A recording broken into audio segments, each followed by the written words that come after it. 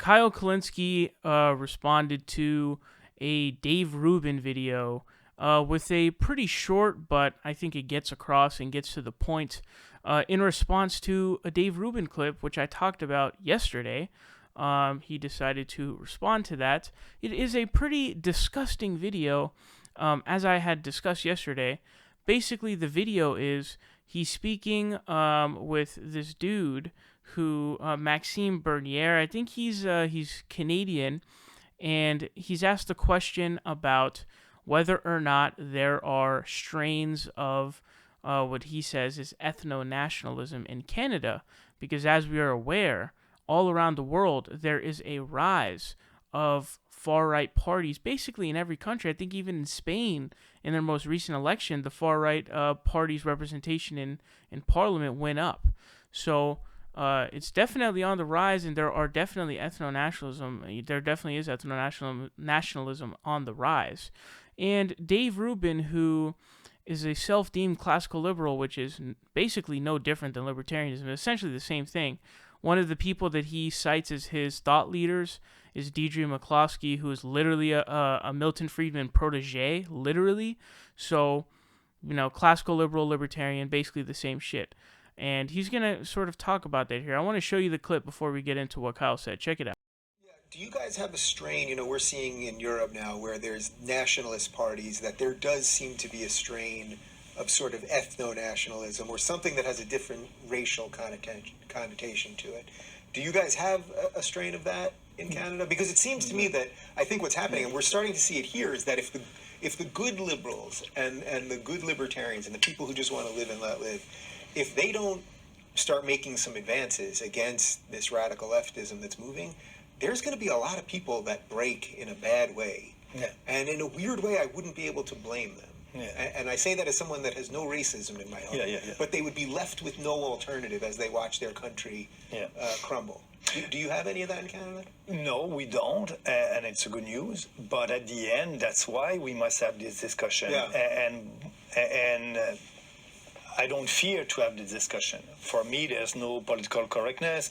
There's no taboo subject. And we need to have that discussion, and I'm having that discussion with Canadians. And I think it is time to have that discussion. If we wait too long, that can happen in our country.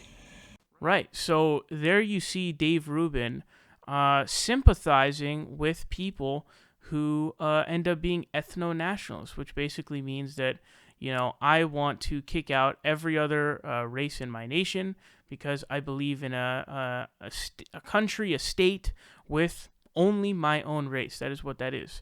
Now, Kyle, quote tweet responded to this clip on Twitter. He said, sees college kid with pink hair angry over gender pronouns. The Ku Klux Klan has a point. So, I think it was short response, but obviously got to the point.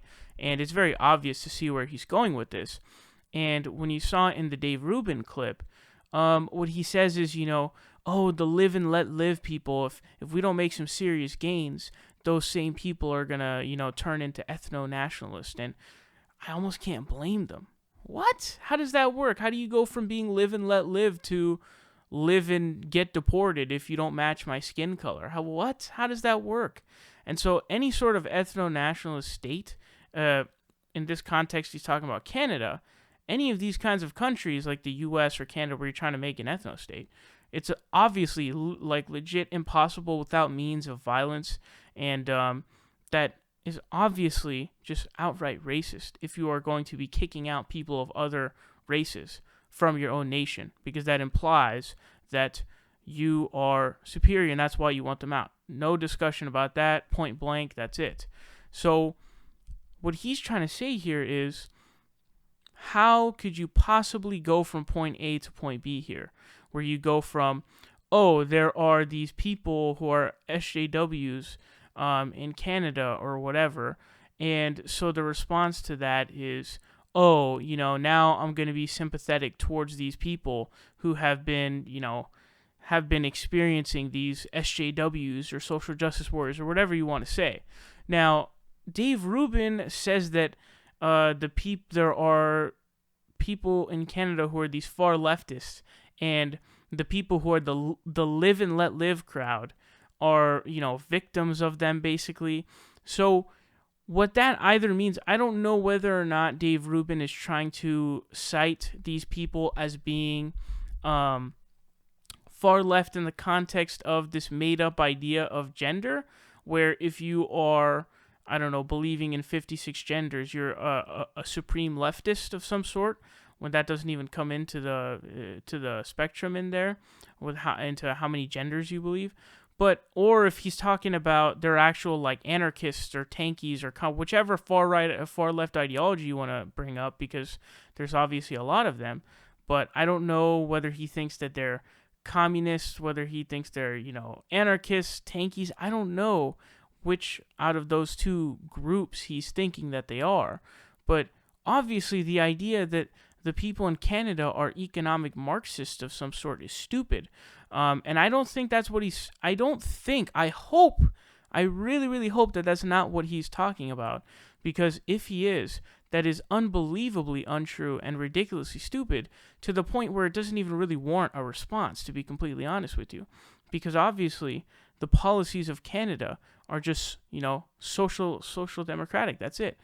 They have universal healthcare system. They've had it for a while now. And, they have a welfare state. I believe they have a tax system where if you have kids, you get paid money for how many kids you have or something like that. I believe that's how they have it. Someone can correct me on that, though. And they just have a heavy welfare state.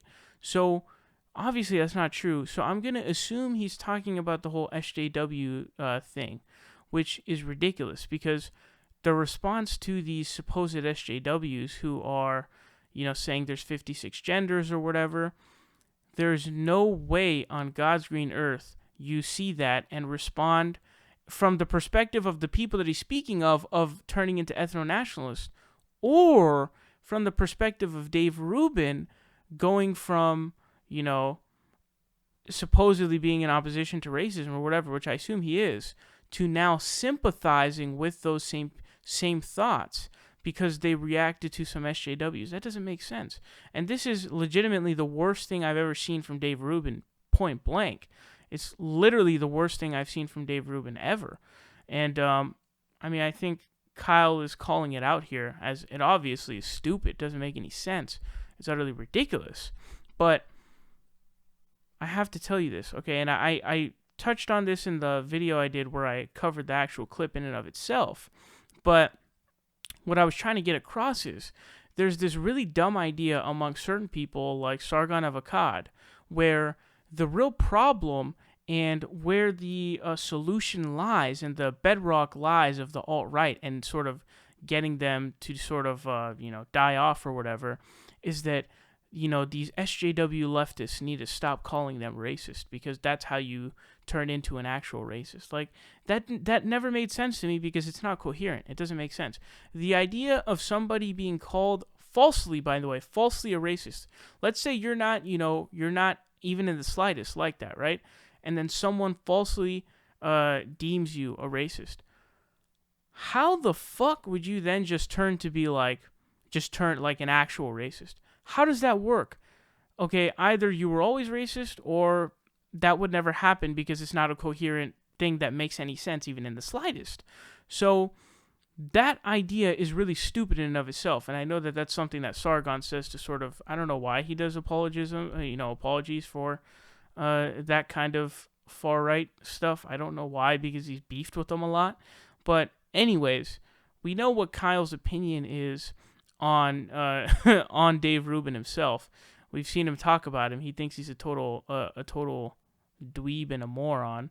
Now, the question I have for you guys is Dave saying this, does he actually mean it? Okay, does he really feel sympathy for these people? And does he really believe that he wouldn't blame these people? Is he saying what he really truly thinks and believes? Or is this another ploy to sort of, I don't know, market to a new audience, maybe spice things up a little bit? I have no idea at this point. I'm really, just shocked by this clip.